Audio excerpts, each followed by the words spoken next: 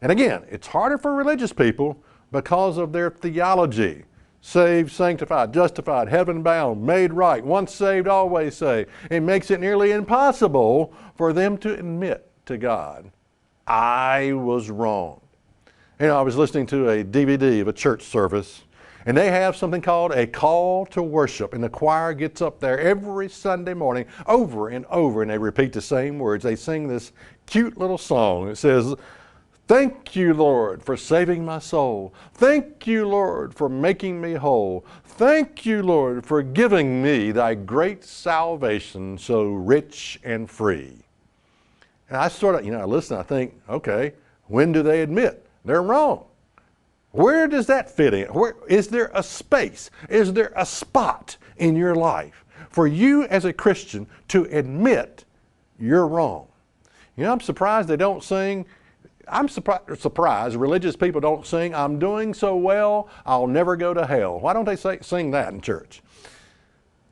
Now, if theology, it's bad enough that our theology teaches us, it makes it nearly impossible for us to admit.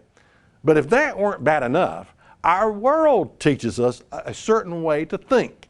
And it sort of revolves around positive thinking. Never think ill of yourself. Always think the best about everything that you do and everything that you say, whatever. And the danger of positive thinking is this. It is that it leads to a lack of self-evaluation.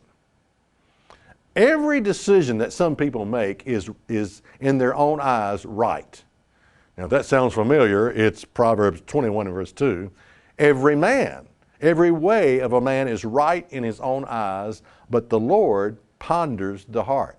There's a passage in Luke 18 and verse 11 about where Jesus gives this example of what is called the Pharisees.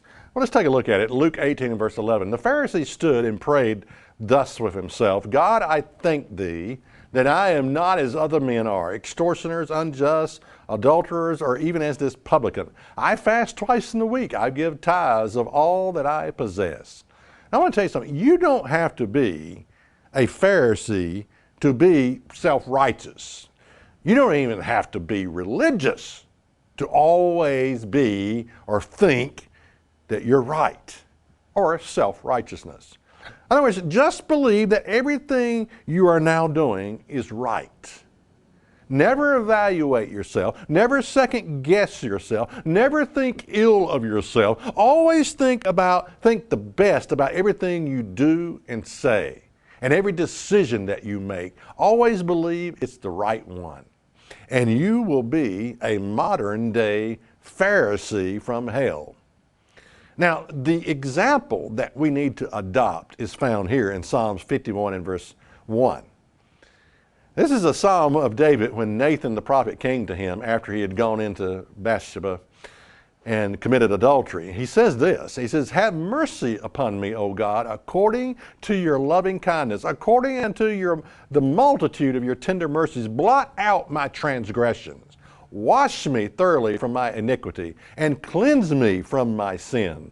For I acknowledge my transgression and my sin is ever before me.